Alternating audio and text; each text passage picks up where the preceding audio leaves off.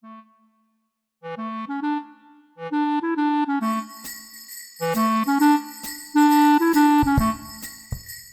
everybody. This is the Double Stuff Podcast, where we're double the hosts, double the topics, and double the fun. I'm Alan. I'm Dan.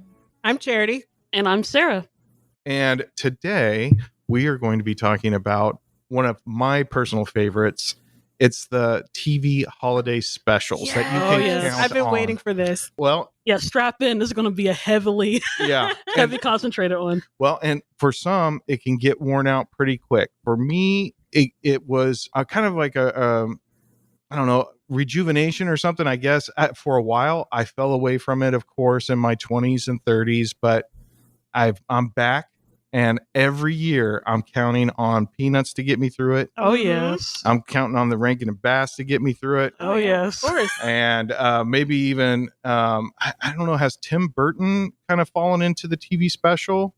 I'm sure it has now. Okay. I think it has for a lot of people. And definitely a Lampoon's Vacation or two. Or three or four. I'm trailing off a little bit as your list goes. Okay, well, let's keep it G-rated I'm for right waiting now. for the Grinch. Yeah, you didn't mention the Grinch. Of course. Okay, Yeah, which Grinch? Boris Karloff. Boris Karloff all the way. Absolutely. Mm-hmm. Yeah. Okay, so we've just rattled off a few. Where do you stand, Dan? On just like being pro Christmas movies. I mean, I'm game. Yeah, we always have like the tradition of movies that we watch. Yeah. What gets you excited? Oh well, we watch The Grinch. I mean, you know, it's a classic, right? The cartoon, obviously. I really like. We watch Home Alone every year. Yes. Mm-hmm. Just think it's classic. Scrooged with Bill Murray is one of my favorites. It's not one that we typically like will watch every year, but it's always a treat whenever we do. And then I love Die Hard. Oh, you're one of those, Dan. Yeah, He's one of those. Absolutely. I'm not surprised, to be honest. Just Dan is showing that side of him. Now that doesn't usually get into my holiday queue, but I definitely respect you for it. It's a holiday argument because people talk about that every Christmas. What do they talk about, Charity? About whether or not it's a Christmas movie or not. What are you talking about, Charity? I think Alan is feigning ignorance on this. See, well, and I admit I really don't have much of an opinion on that because this goes under all the confessions, but I've yet to see that film. I've seen bits and pieces, but not all the way through. Really? I don't have much of an opinion on that, but at the same time, you know, Dan was talking about Scrooge. Now that's a topic. I don't think he was talking about the Scrooge that you're thinking. No, Murray. But I'm just talking about there's been so many versions of A Christmas Carol. Yes. And I'm sure there'll be more to come because, you know, Charles Dickens, just like Shakespeare, you can make it, you know, any version of that whatsoever. So he said he liked that version. Yeah. Now, me and Charity, actually the whole Harmon household, as, you know, I can say this for our whole family, our favorite Scrooge version is actually called Scrooge. It was made in 1970, and it was the first musical. First Albert Finney. With Albert Finney, as he played old Scrooge and young Scrooge, and he was my age when he played that part. So he played the old man and the young part, and that's the best version because you can sing it, and you partially feel like you can talk Cockney afterwards. Don't do it in public. But shout out to our boss, Phil. That's his favorite also Scrooge. A big fan. We've texted each other memes before, like Scrooge memes that actually exist. That's why he hired us because we both like to say Scrooge. Each other, and we'll make little references. Like if someone's late for work, he's like, "We'll be there the next morning." Yeah, so it's a stupid joke between our boss and us. And then if we get annoyed and he puts together like, "I hate people," you know. See, now you guys need to watch the. Now you have to watch it because our references aren't going to make sense. We need to check out Scrooge, 1970. Okay. That's, in my opinion, it's the best version ever. You can say otherwise. I won't believe or hear a word you say. That is still the best one. Really, Sarah? Yeah. What? I'm being humble about this. So, but I'm with you, Dan, on as far as the Scrooge that is near and dear to my heart is definitely Scrooged with Bill Murray. And one of the hidden gems of that, I mean, the movie's fantastic all the way through, but Bobcat Goldthwait is fantastic in that movie. I love him as a character. What are your highlights of that? Of Scrooge? I mean, well, first off, just Bill Murray is just great, and everything does is just as Bill Murray does. But the Ghost of Christmas which one was it? The first one, the Ghost of Christmas Past. I can't think of her name now, but she's the lady with the really high pitched voice. Yeah, she's like, she just cracks me up in that movie. Yeah, I love it. So yeah. Were you about to do an impression of her, Dan? Because I was waiting for that. I think she wasn't she the present, because the past was the taxi driver. That's right. It's present. Yeah. Yep. Yeah. Okay. Yeah.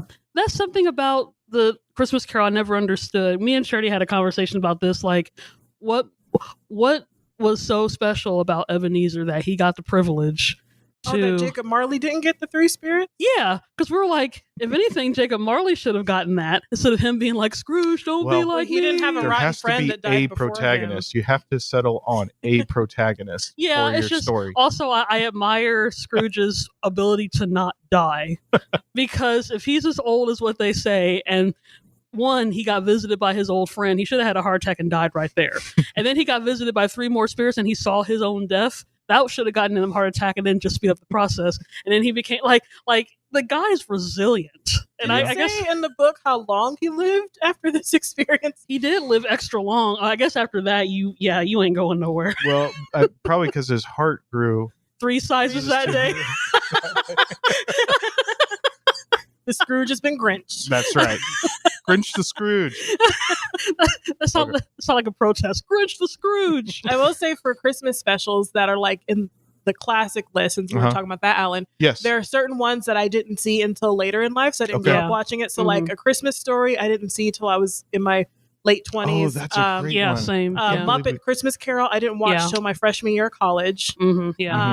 What's another one? Oh, now this one I did grow up watching, which hardly anyone knows this, but it's the Emmett Otter's Christmas. Emmett Otter's Jug Band special. Christmas. Yeah. I don't know if I've ever heard of it. It's a Jim Henson. Yeah, okay. It's Kermit the Frog. Oh, look, see, even Dan is nodding his head. You guys got to look up Emmett Otter's Jug Band Christmas. I've only met like 1 or 2 other people that knows what I'm talking about. Okay. So yeah, you have to look that up too. Yeah. Now, is this a puppet or is this an animation? It's puppets. Puppets. It's Jim Henson. It was back in the 70s.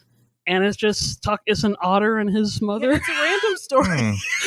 and they want to raise money so they can get each other Christmas presents. So they enter this talent show.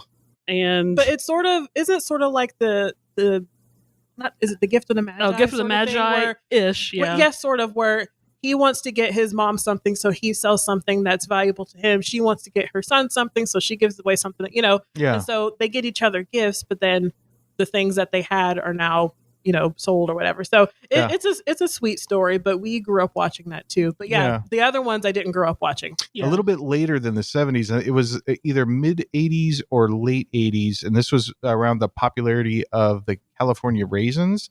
They had a claymation Christmas special. Did anybody watch the California Raisins? I knew they had commercials. I didn't know it was a full show. I never heard of here's that. Another one. So this is one that my dad and I really enjoyed. It's just a bunch of skits. They have like a Gift of the Magi, and the California Raisins are singing as they're approaching the star. But then there's also this Carol of the Bells sketch with a bell that I don't know, he loses his bell or something. Anyway, this goes into my next question, which is, of the traditional, like, geared towards children, geared towards family holiday specials, what do you guys think is better, claymation or animation? And claymation could even go into stop go. What about it, Dan? What do you think? I mean, I guess, if I'm thinking about it, I'm probably more partial to the claymation. Those are the ones that stick out to me the most. Like when I think of Christmas movies, then those like old Rankin and Bass, like those are the ones I think of first. And the Jack Frost, the Rudolph the Red-Nosed little drummer boy. I mean, outside of the Grinch, I can't think of a lot of like traditional animated Christmas movies that I watch. Maybe there was a Rankin and Bass animated one that was Frosty the Snowman, and that one. See, and that's the other thing. As a kid, you don't realize with those classics, they had so many movie stars do the voices. I didn't know who they were at the time. Like for Frosty, it was narrated by Jimmy Durante. Like I knew who the guy was at the time. And the guy that did the voice of Frosty was Jackie Vernon, right? And so many of those movies. Well, with the Rankin Bass ones, Mickey Rooney played Santa Claus on like 3 different ones. I think it was more than those, but 3 or 4. Santa Fred Comes to Astaire Town. did the Santa Claus Come in the Town. And so as an adult, I actually appreciate the child ones more because now I know who the stars were. Because our family's really big on classic films. We know who's who now, and I think that's what makes it more exciting. Like it ferments over time. Yeah, I think it makes it more enjoyable as an adult. Did one too. Andy Griffith Andy Griffith did the one when Frosty came back and he got married. That was a weird one.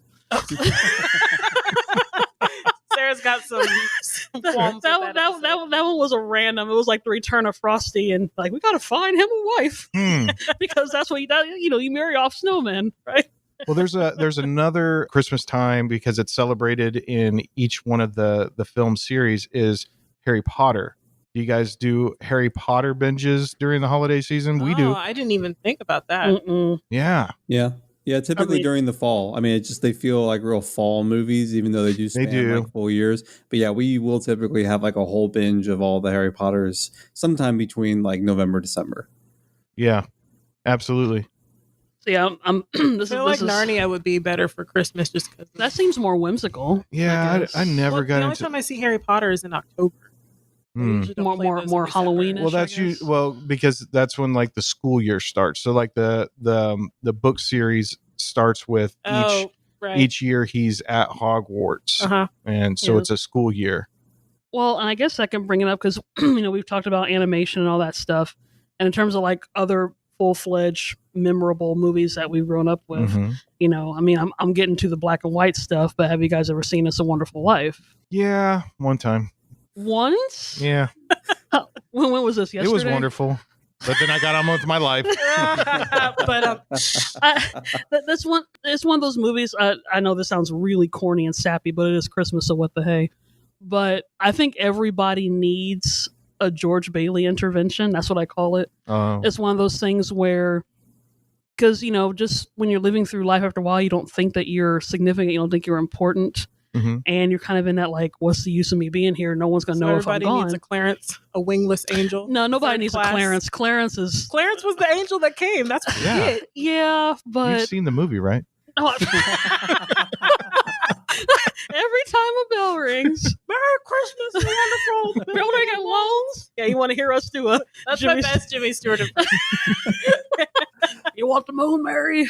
But anyway, well, if you guys haven't seen It's a Wonderful Life, we've seen like Miracle on 34th Street or... Now see, that's a Christmas movie. It's a Wonderful Life technically isn't a Christmas movie. It's just one of those that near the end, the climax happens at Christmas, but it goes through the life, and then at the end, it's Christmas time. Well, if that's the case, I guess you could probably say Holiday Inn isn't necessarily... It starts and ends at Christmas, but it goes through all the holidays. Well, speaking of just it being centered around the holidays, I am not a fan of this at all, but if we're talking about specials, we need to talk about it. It's the Hallmark Christmas specials. Movies.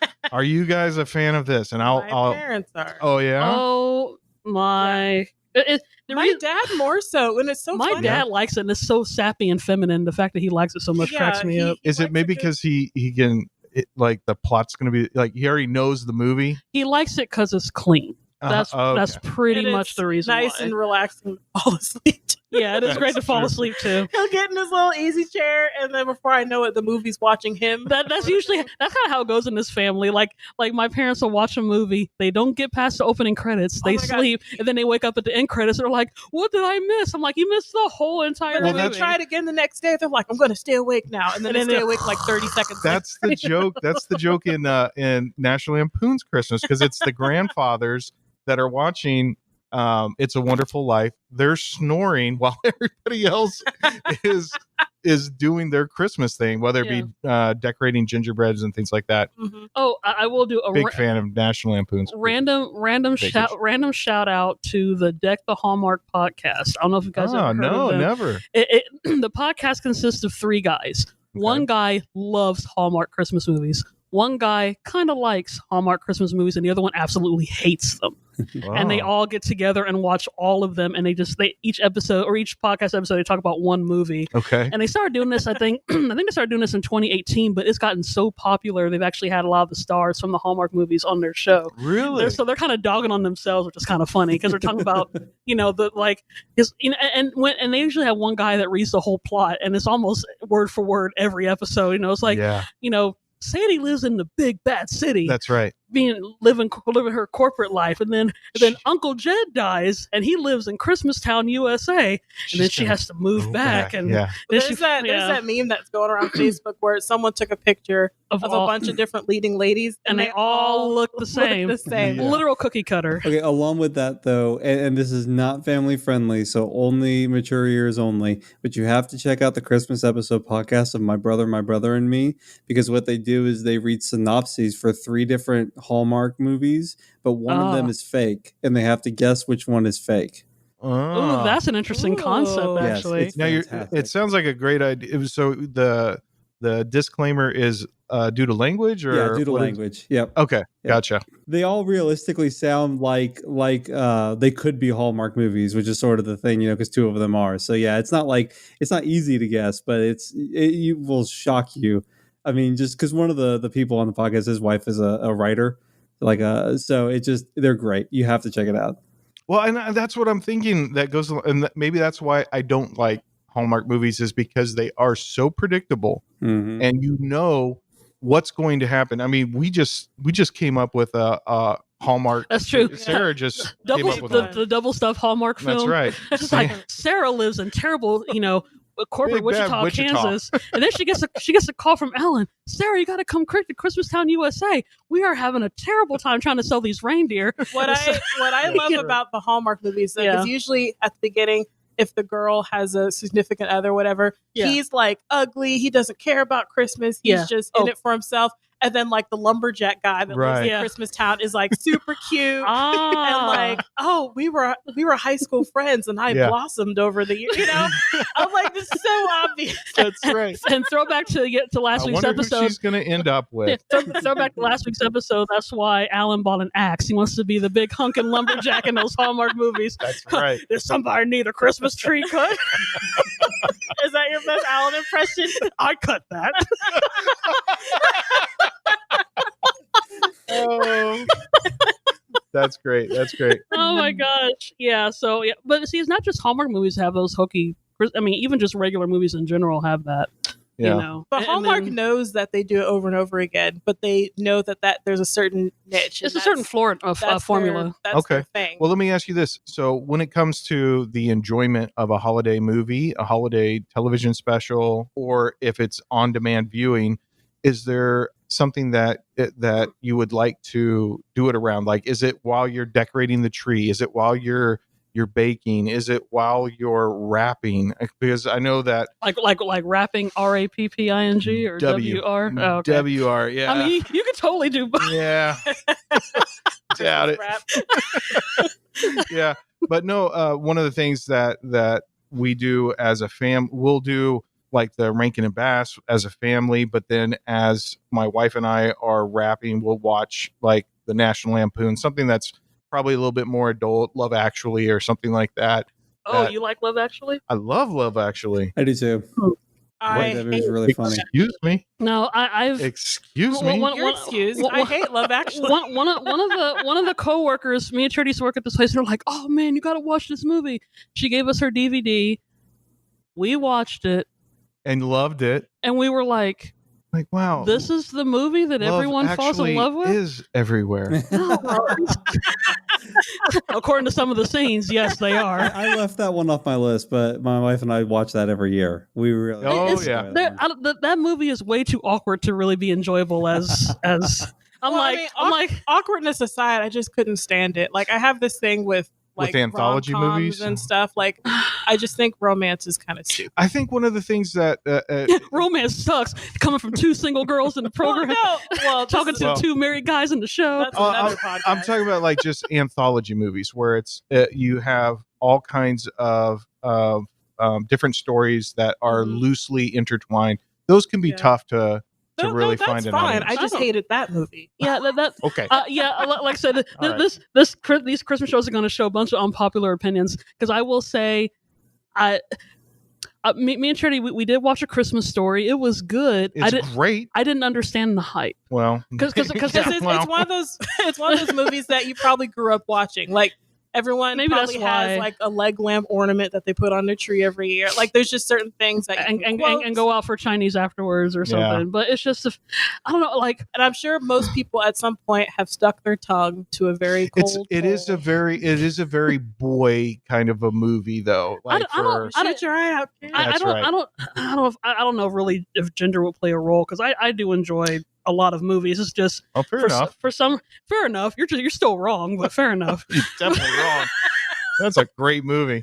No, it's just that there's a lot of stuff that I've watched that people have really hyped up, and then I look at it and I'm like, I didn't understand why people just fell head over heels in love with it, you know. And I could say the same thing, Sarah. Yeah, I know, because you were really underwhelmed with It's a Wonderful Life. But I didn't shun you. We're going to agree to disagree. Whatever you look forward to watching, again, we just want you to have a great time this holiday season, whether it be wrapping presents, whether it be baking, whatever it is that you're doing. If you need something on in the background, what's your movie? What's your television show?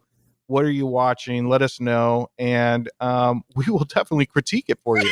We'll judge you terribly. That's right. All right. Have a happy holiday season, everybody. Thanks for listening to today's episode. You can find other episodes on doublestuffpod.com or on your favorite podcast apps. You can also participate in the fun on social media on Facebook and Instagram at Double Stuff Podcast, and on Twitter at DoubleStuffP, as in the letter P.